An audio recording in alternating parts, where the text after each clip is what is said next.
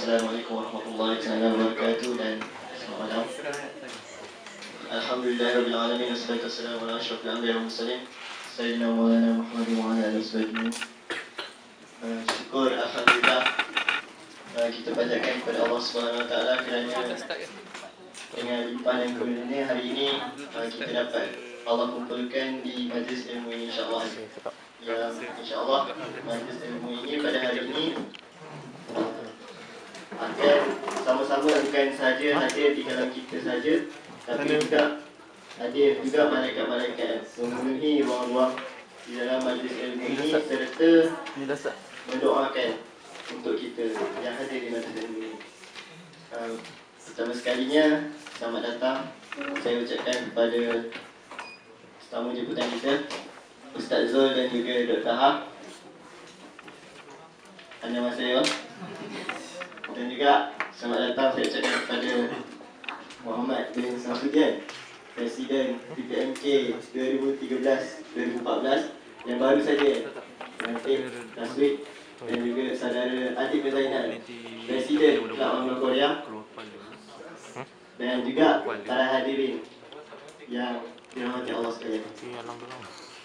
Program ini saya ingin mengucapkan salam saya disuruh diamanahkan hari ini untuk menjadi moderator program hari ini, dan saudara Ahmad Fikri bin Mustafa, Gubernur Amir Korea, sampaikan salam kepada semua kerana beliau tidak dapat hadir pada hari ini kerana dia perlu pergi ke lab untuk habiskan research dia. Dah. InsyaAllah program hari ini adalah program Sembang Cafe Dr. Ha dan Ustaz Zul, kromosom X dan kromosom Y. Sebenarnya program ini dirancang pada saat-saat terakhir. Kami dapat tahu kedatangan Dr. Ha dan juga Ustaz Zul ke Korea, dan pada masa yang sama Dr. Ha dan Ustaz Zul buat pengetahuan semua baru saja sampai petang tadi, dan disebabkan kedatangan Dr. Ha dan Ustaz Zul pada hari Minggu, lalu kami sama-sama mengadakan program Sembang Cafe kerana kalau tengok hanya 15 orang saja peserta kan. Salah satu sebabnya adalah kerana hari ini adalah hari bersekolah, dan juga kerana kelas ini kan. Takut kalau kita buat secara besar-besaran nanti tak ramai orang datang kan. So kita buat secara kecil-kecilan lah. Dan insyaAllah pada yang tak dapat datang juga kita akan merakam keseluruhan video pada hari ini insyaAllah. Okay. Oleh itu saya rasa tanpa melengahkan masa, saya menjemputlah tetamu jemputan kita pada hari ini, yang ini Ustaz Zul dan Dr. Ha untuk mengambil tempat di hadapan.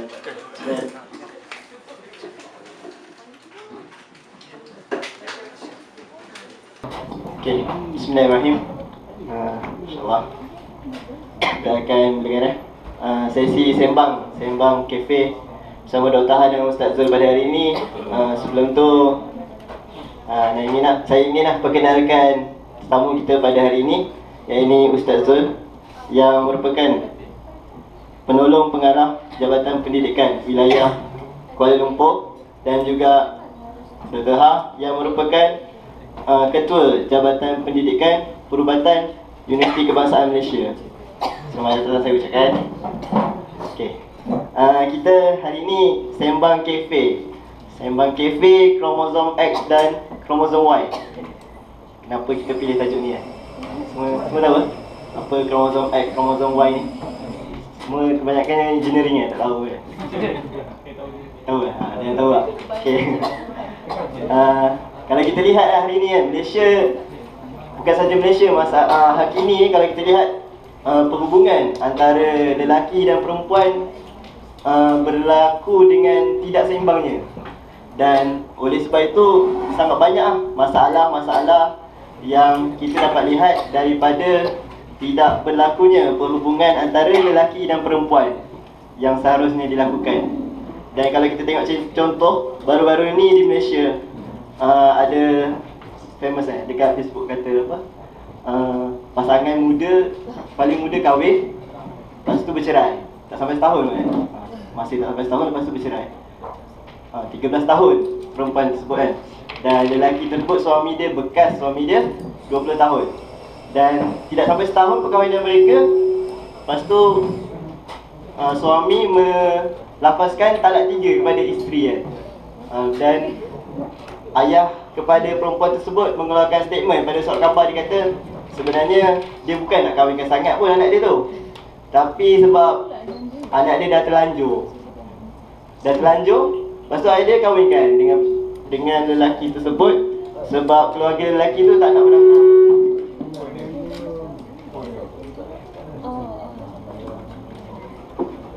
Keluarga lelaki tersebut tak nak menanggung malu kan.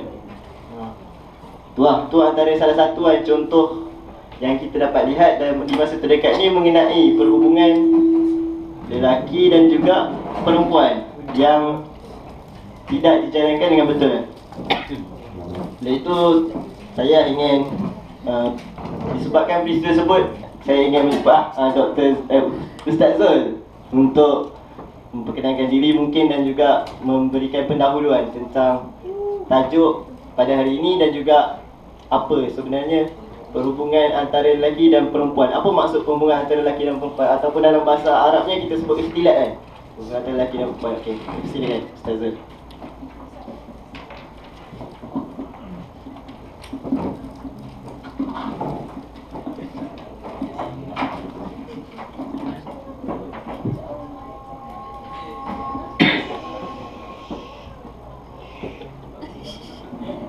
Assalamualaikum warahmatullahi wabarakatuh. Alhamdulillahirabbil alamin wassalatu wassalamu ala rasulil amin wa ala alihi wa sahbihi ajma'in. Qala rabbi shrah li sadri wa yassir li amri wahlul 'uqdatam min lisani yafqahu qawli. Amma ba'd. Terima kasih kepada saudara Najmuddin sebagai moderator pada malam ini. Sahabat-sahabat, anak-anak yang telah sudi menjemput kami ke sini, alhamdulillah. Pertamanya syukur kepada Allah Subhanahu Wa Taala kerana kita dapat dikumpulkan dalam satu majlis yang mana majlis kalau nak dihitung, masya-Allah, kerana majlis yang kita buat pada malam ini merupakan satu inisiatif ataupun satu yang kreatif dalam dakwah kan. Alhamdulillah, ya Allah, duduk di tempat yang sebegini boleh create something macam ini, masya-Allah. Allah sajalah yang mampu. Kami tengok kerana di Malaysia ni kita tak perlu macam ni masjid dan sebagainya, tapi Allah boleh gunakan kafe ni untuk just, masya-Allah. Ini syabas dan tahniah dan di suasana yang seperti ini, alhamdulillah. Saya tak tahu nak cakap ni, tak tahu nak cakap apa kan. Satu, kerana masih lagi baru sampai. Lepas tu tengok you all ni, masya-Allah kan. Oh, masih ceria kan. Boleh senyum tu ceria lah kan, alhamdulillah. So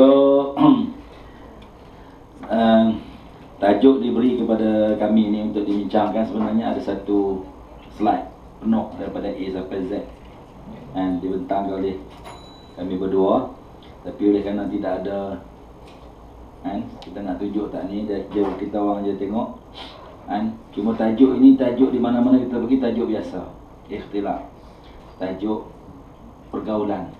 Tajuk pada saya biasa sebenarnya. You all pun dah tahu batas-batas pergaulan kan. Ibu sekolah, daripada sekolah menengah lagi kita didedahkan kalau form 5 tu ayat dalam surah dalam konteks zina umpamanya kan, azaniyatu wazani, dalam konteks itu pun kita dah dibincangkan konteks perhubungan. Maka sebab itu tajuk ni sangat penting. Cuma kita memahami dalam suasana yang berbagai. Tajuk ni tajuk yang famous, tajuk yang biasa, tapi orang buat tak biasa kan. Maka sebab itu tajuk ikhtilaf ni daripada perkataan khalaqa yakhlutu khaltan kan, itu biasa maknanya pergaulan antara lelaki atau percampuran antara orang lelaki dengan orang perempuan. Kalau dua orang campur, dia tak jadi ikhtilaf, kerana itu jadi zina ataupun jadi khalwat. Dia mesti melebihi 2 ataupun 3, melebihi 2 orang, 3 orang. Itu kita biasa. Dan kalau 2 orang berdua-duaan tak boleh, kerana kita ada base kepada wala taqrabuz zina. Ya, jadi kita nanti kita akan bincanglah. Saya kalau untuk formal jadi rasa susah sikit. Dia lebih kepada ni insya-Allah. Jadi itu secara basicnya. Jadi maknanya sebarang pertemuan, perbincangan kalau lebih daripada 2 orang perlu ada batas-batasannya. Kalau 2 orang tu confirm memang tak boleh dah. Ya, 2 orang atas dasar ni memang tak boleh dah. Kemudian di 2 ke atas okey. Tapi ada batas-batasnya. Hukum asalnya sebenarnya kalau lelaki dan perempuan yang hukumnya haram. Hukum asal. Kerana mengikut waqi'i atau mengikut suasana environment ketika itu. Hukum asal. Tapi tidak ada nas yang sharih. You tengok dalam Al-Quran, dalam hadis tidak ada nas yang sharih melarang pergaulan sebegitu. Okey, clear tu, kena ada tu. Tidak ada nas yang sharih pergaulan yang tak boleh macam itu. Maka sebab itu dia datang beberapa hukum-hukum yang lain.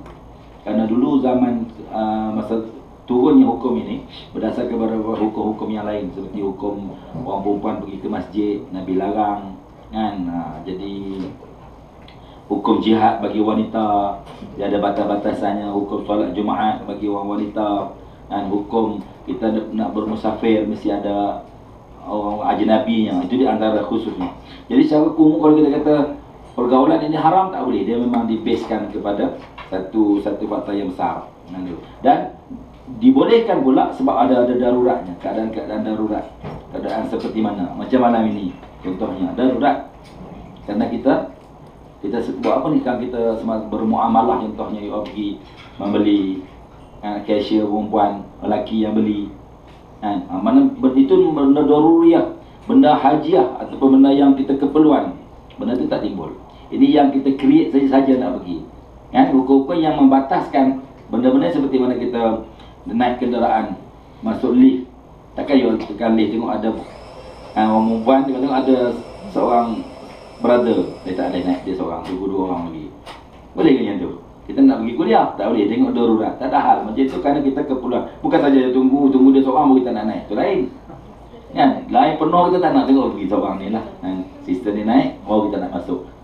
Jadi maksudnya keadaan yang seperti itu dibolehkan. Pasal kita ada hajat. Naik teksi, naik kenderaan teksi seorang, tapi dia perlukan seorang lagi. Nampak? Yang kenderaan-kenderaan awam atau yang sebagainya terpaksa macam orang naik kereta api dan sebagainya tu. Benda yang macam itu dibolehkan, diharuskan. Maknanya sebab itu dia bukan qat'i absolute haram, tak boleh. Bukan, tidak ada nas itu. Pembacaan kita dah faham dah. Maknanya keperluan you nak belajar macam ni kan. Tapi kalau 2 orang masuk dalam kafenya tak boleh. Tapi macam ni tak tahan. Benda itu benda yang common sense yang kita kena faham kan, mengikut adat kebiasaan sesuatu tempat keadaan. Sebab dia tak rigid di situ. Boleh faham apa saya kata tu? Pemahaman tentang bagaimana yang tak boleh percampuran itu dan bagaimana yang boleh. Clear itu, takat itu. Yang tak bolehnya kalau berdua kan tak boleh, atas event apa pun. Tapi kalau kita nak tolong, contoh dia accident kat situ, tak ada orang lain dah, takkan kita tak boleh pegang. Dia nak dah tengah nyawa dah. Itu batasan itu dibuang semua. Daruriyah, even babi baru kita boleh makan. Kan itu kita faham yang clear itu kan. Apa-apa pun itu dah tu. Jadi tengok semasa kita belajar, kita buat discussion group, boleh tak ada hal kan. Macam you buat ada 4 orang, tapi lebih daripada itu dah ada batas-batasan. Boleh clear tu. Saya cuba nak rekaskan di situ. Kemudian apa yang mengharuskan kita tadi dalam darurat tadi kan, dalam mesyuarat, dalam apa yang dibolehkan tadi yang tu semua clear. Saya tak ulang, jual beli kerja, jadi hakim, jadi saksi, kita semua ni dibolehkan, melayan tetamu dan sebagainya, itu yang diharuskan. Kemudian apa yang dilarang ni dalam kita ikhtilaf pergaulan ini, apa yang tidak bolehnya, iaitu pandangan yang berlebihan. Yang tu semua orang tengok, kita tengok usha kan, tengok kan, istilah orang usha tengok, asyik tengok dia je kan. Kalau you lagi lecturer kat depan, asyik pergi kat dia je. Kenapa kat dia? Satu orang lain pun jealous, asyik dia je, orang student lain ada lagi.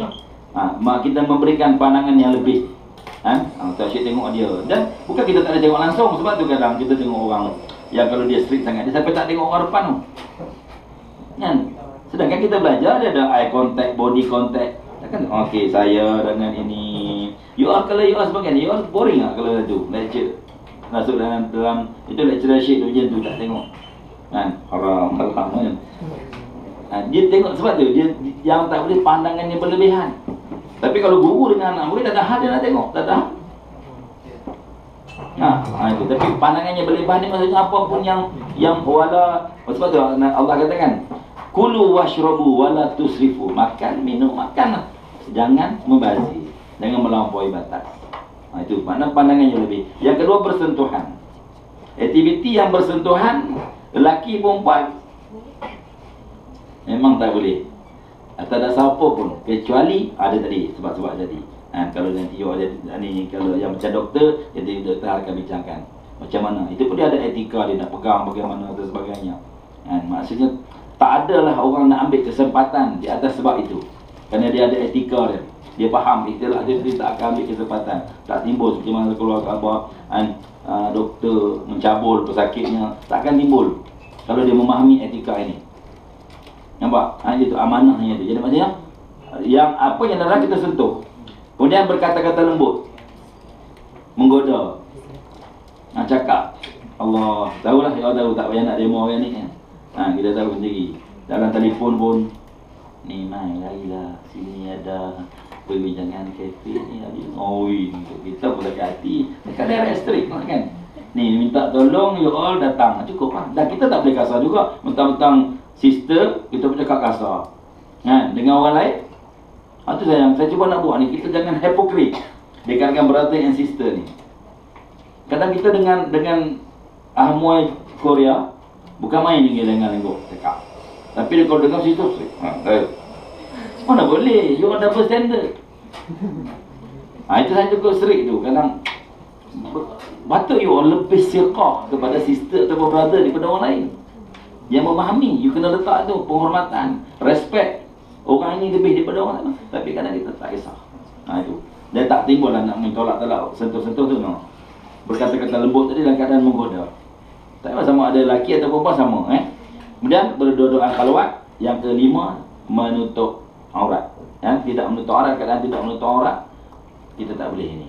Tapi kalau macam mana dengan madam kita yang lain, kawan-kawan kita yang lain, yang Korea contohnya, mana ada free hair semua dalam kuliah sebagainya. Itu masuk balik dalam tadi yang daruriyah tadi. Kita kalau tengok dengan orang contohnya, you all yang berada sembang dengan orang Korea contohnya, student rambut ikamah yang kan Asyik Nayu dia, asyik tengok rambut dia memang tak boleh macam tu. Just adalah batas. Tapi boleh lagi selagi mana kita ada benda yang kita nak ni. Itu point dia. Kemudian okey. Okey kok cakap dulu dari segi apa ni? Maksud pengenalannya. Pasal banyak lagi soalan lah.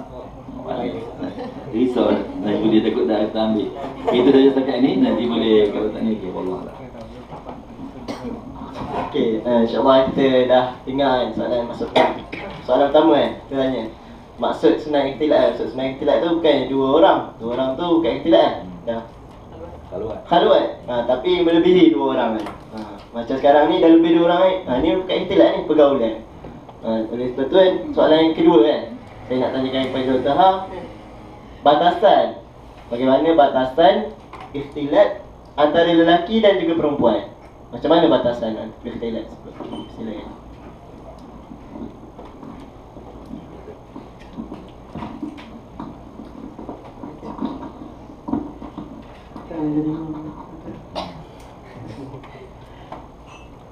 Jazakallah khairan Najmuddin. Bismillahirrahmanirrahim. Assalamualaikum warahmatullahi wabarakatuh. Saya rasa macam Ustaz tu juga rasa, very happy to be here.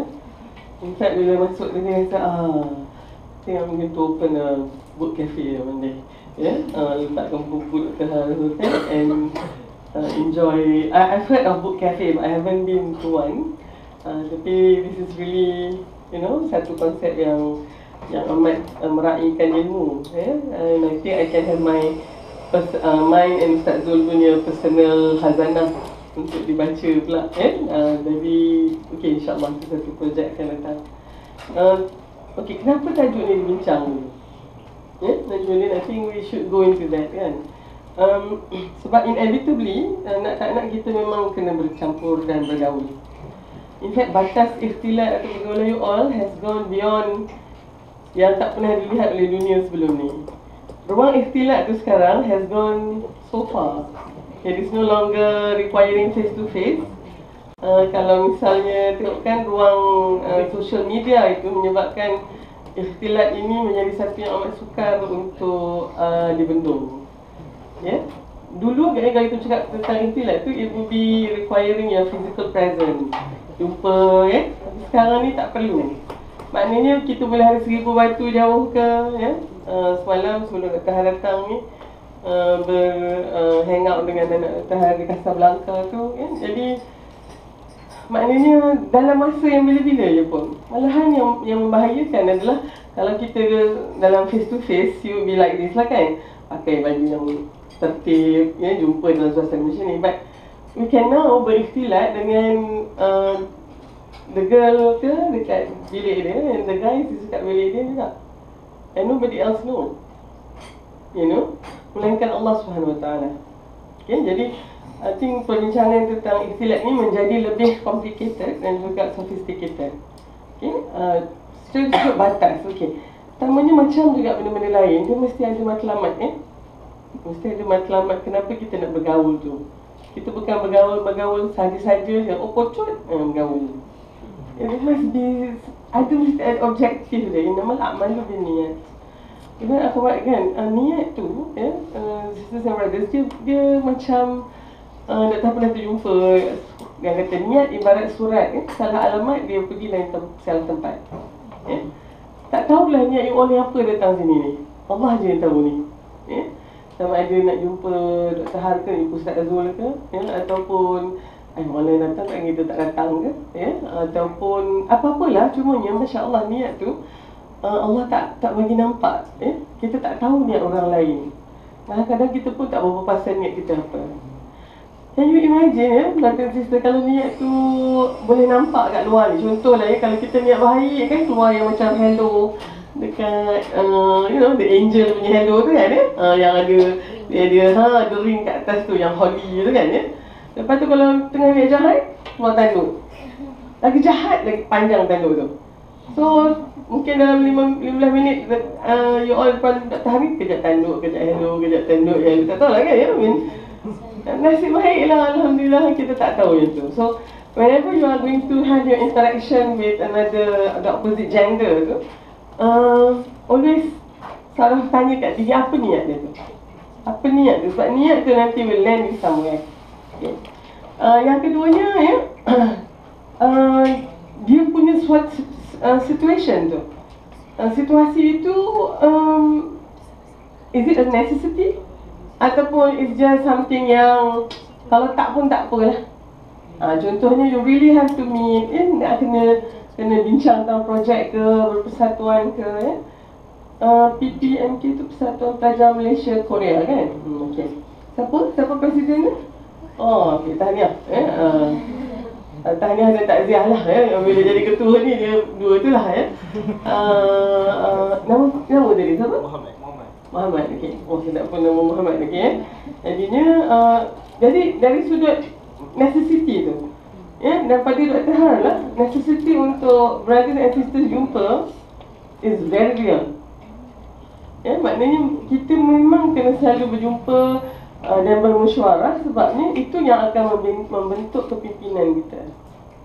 If you do not meet each other, ya, dia punya interaction itu tidak akan menghasilkan satu keputusan yang bijak, Ada satu study Dr. Har tengok, ya, dia buat CEO punya decision ni, kalau semua lelaki dia dapat satu decision, semua perempuan dapat satu decision lagi. Tapi bila ada mix, decision tu is always better daripada kalau misalnya satu-satu gender saja. Jadi oleh sebab tu, bila kita ada banyak benda yang nak kita bincangkan, ya, tentang kebajikan satu sama lain, I'm sure Muhammad kena jaga kebajikan semua, kan? So you cannot just, remote aja, then you really need the sisters to be in that ni. So dekat situ tu nanti you akan belajar, ya, macam mana nak berinteraksi, ya, matlamat tu penting. Batasan tadi mesti tidak ada bersentuhan, ya. In fact, kita pun tak payahlah nak bersentuh-sentuh pun kan, nak interaction tu, ya. Malah kalau kita boleh benarkan sentuh-sentuh, cubit-cubit, that's a disrespect. Hanya di isu ni, boleh tak cakap isu sikit kan? Tentang bersalaman ni, ya, bersalaman. Dr. Han memang paksa nak cakap kat sini, when I'm meeting a British gentleman, ya, orang daripada UK ke kan, dia orang tak salam. Sebab protokol antara gentleman dengan lady ni, gentleman hanya akan respon bila lady tu extend dia punya tangan. Kalau dia tangan macam tu, maknanya dia nak a handshake to you. So you keluarkan tangan you. Kalau misalnya dia buat tangan dia macam tu, maknanya dia nak you kiss tangan dia. Kan? Kalau dia dulu kan dia kiss tangan tu. Tapi kalau dia lady, dia tak keluarkan tangan dia, you have no business to extend your hand. That's a gentleman. Tapi punyalah banyak tak gentleman ni dah jumpa ni. Menteri-menteri tu. Lemas tengok dia. Bukan dia tak tahu hukum saja, tapi memang doktor dah jauh lagi dah macam tu. Takkan kita nak Dr. Han, dalam sudut tu Dr. Han dengan Ustaz Zul mengambil keputusan untuk ambil tangan tu untuk daripada hal dia punya memalukan dia tu dengan keadaan dia tiba dia excited macam tu. I said, no, I don't shake hand. Dia kan jatuh pula semua kan dekat depan tu. So ambil tapi dalam hati kata, alamak, kalau mulanya rasa okey je, lepas tu bila dia extend tu, pakcik ni, ya. So kita rasa disappointed lah dengan dia. Tapi dan sebenarnya itu adalah banyak lagi dia punya khilaf, ya. Tapi baru ni pun nak tanya Profesor Colin Robertson, editor of a medical examination book, memang popular. Excited jumpa dia ni, ya.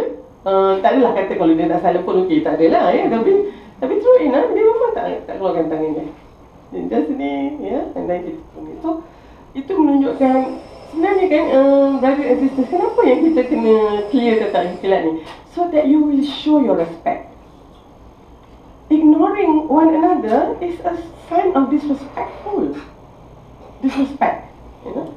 You are disrespecting the other person.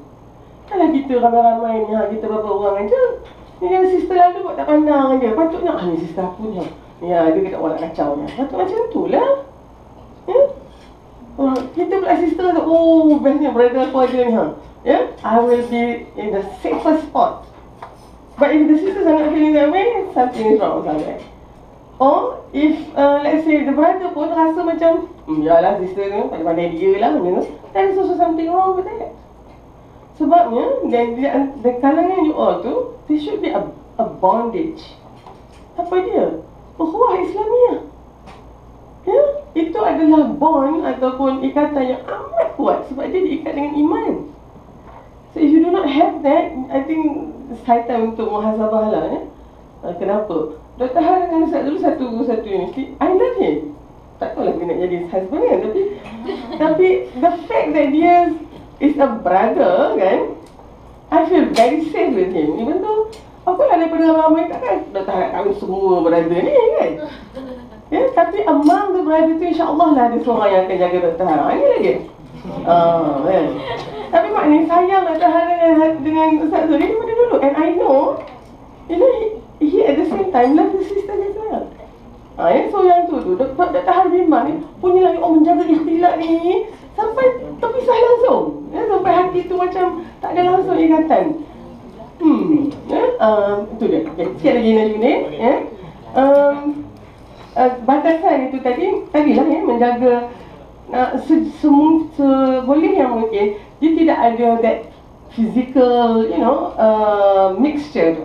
Maknanya memang sebelah ni kan duduklah seorang lagi, macam free sitting macam tu. Jadi kita kena jaga dalam batas-batas ni. Tapi tak perlulah ada gebar kat tengah tu. Tak bolehlah kena ada susu kursi kan. Dia betul tangga untuk akhwat, tangga untuk ikhwan. Hello, where are you living ni? Yeah, are you on planet Earth ke apa? So to me dia macam ni, finally batas ikhtilat tu ada di dalam hati kita. Ya, hijab tu sepatutnya ada dalam hati kita. Kalau hijab itu ya memang sudah ada, Macam katalah, kita sebenarnya, kalau misalnya Dr. Han sebagai yang pangkat ibu you all kan, Dr. Han dengan anak-anak ni, dengan dekat